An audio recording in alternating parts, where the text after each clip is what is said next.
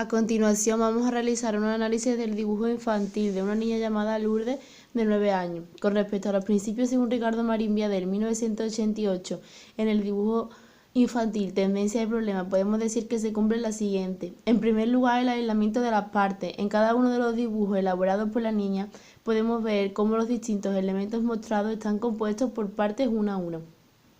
En segundo lugar, el imperativo territorial. En él, cada elemento que compone el dibujo está situado de forma aislada de los demás, es decir, cada elemento está situado en una parte diferente del papel sin taparse entre ellos. En tercer lugar, el animismo antropomorfismo. En uno de los dibujos podemos ver cómo las ventanas de la casa muestran la forma de un ojo del rostro humano. Por último, la aplicación múltiple de uno mismo. En los distintos dibujos realizados por la niña vemos cómo se utiliza el círculo tanto para objetos de la casa como para dar características a la figura humana. Cuando hablamos de las etapas del dibujo infantil podemos hacer referencia a 4 autores. El primero de ellos es Victor Lowenfeld, 1949. Se centra en el desarrollo de la capacidad intelectual y creativa. Podemos situar dentro de este autor los diferentes dibujos en la etapa del realismo, ya que se presta mayor atención a los detalles descriptivos en el detrimento de la acción.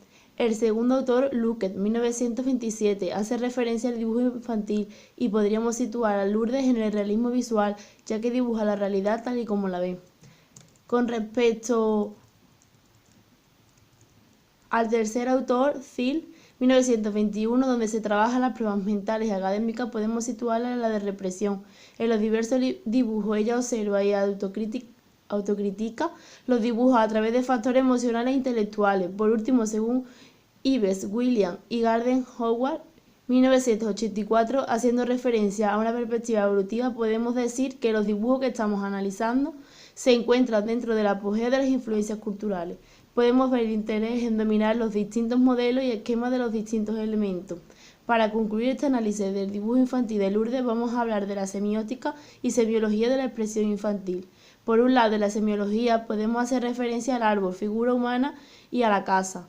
En primer lugar, el árbol muestra un tamaño grande, indicando que nos encontramos ante una persona extrovertida, alegre, que no duda en explorar todo el entorno.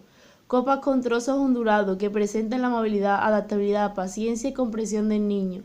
La carencia de raíces en el dibujo, que significa la falta de seguridad en el terreno emocional. Un tronco grueso abajo que arriba más fino, mostrando un carácter tranquilo, y la presencia de un agujero en el centro del tronco del árbol que muestra la sensibilidad del autor del dibujo. En segundo lugar, la figura humana representada es pequeña, indicando ser una niña tímida, el que ha elaborado el dibujo. Los pies son grandes, por lo que se presenta que el niño está en continuo movimiento. Manos curvas y nariz redonda, dando lugar a la amabilidad, y el pelo expresando la conexión con el mundo natural, donde predomina la inteligencia y la imaginación de forma seria y disciplinar.